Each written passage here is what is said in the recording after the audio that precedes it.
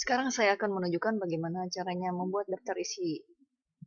Daftar isi biasanya terdiri dari beberapa bab. Misalnya bab 1 tentang pendahuluan, bab 2 tentang landasan teori, bab 3 tentang metode penelitian, bab 4 tentang pembahasan, bab 5 tentang kritik dan saran, kesimpulan dan saran. Nah, di setiap bab biasanya ada yang namanya subbab.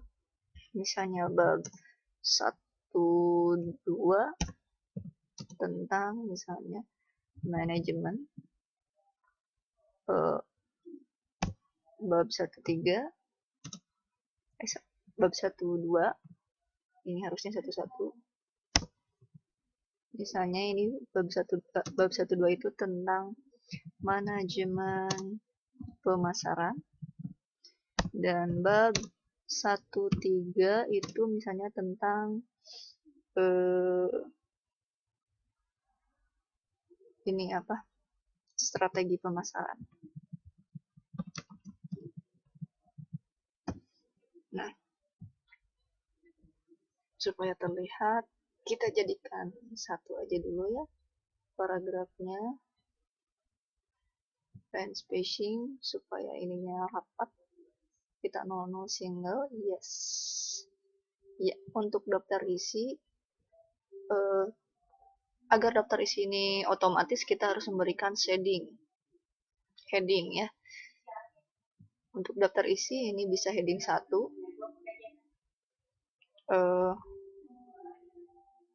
Ini bisa diedit, bisa diatur-atur. Nah, supaya cepat kita tidak usah mengeditnya. Nah, untuk bab 1 kita pakai heading 2. Heading 2 supaya terlihat, kita kasih 22 aja. Nah, untuk setiap bab 1, bab 2, bab 3, bab 4, bab 5 kita gunakan format painter untuk mengcopy paste dengan heading yang sama. Bab 2, bab 3, bab 4 sampai bab 5. Nah, untuk daftar pustaka bisa ditambahkan. Dan untuk pembuatan daftar isi secara otomatis kita minimal harus menggunakan heading 3. Nah, untuk bab 1.1 kita gunakan heading 3. Iya. Supaya terlihat kita kasih 22. Nah, kita pakai format painter lagi agar headingnya memiliki format yang sama. Heading 3. Ini heading 1 daftar isi. Bab 1 ini heading 2.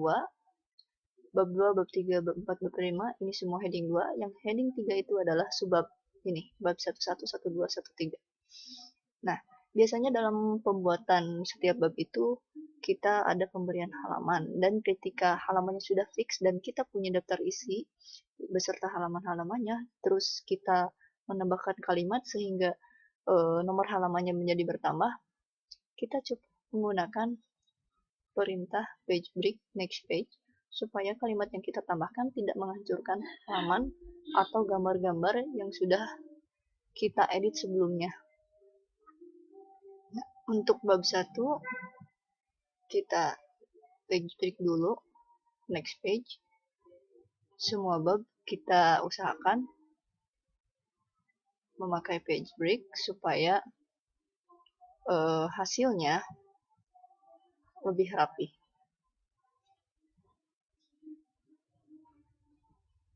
Nah, fungsi next page ini adalah agar setiap bab yang kita tulis memiliki halaman yang utuh dan tepat di atas.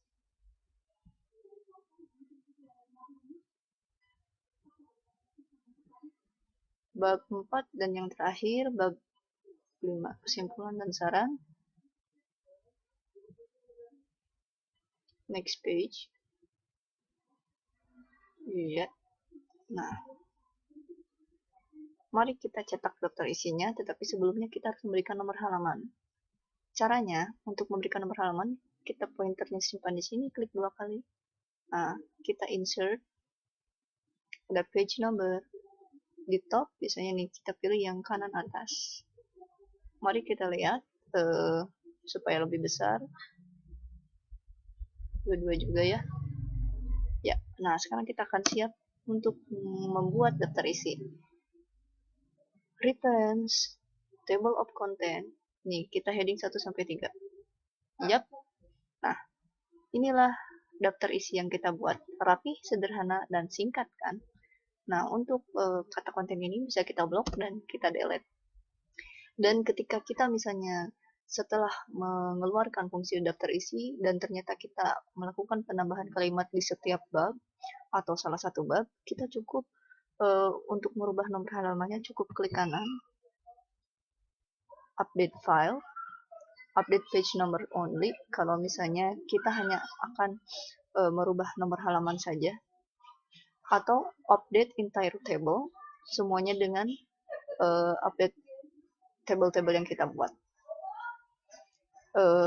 Berikut dengan nama-nama babnya, kalau misalnya kita ada penambahan. Misalnya di sini bab 3 metode penelitian, di sini misalnya ditambahkan metode penelitian ilmiah, seperti itu.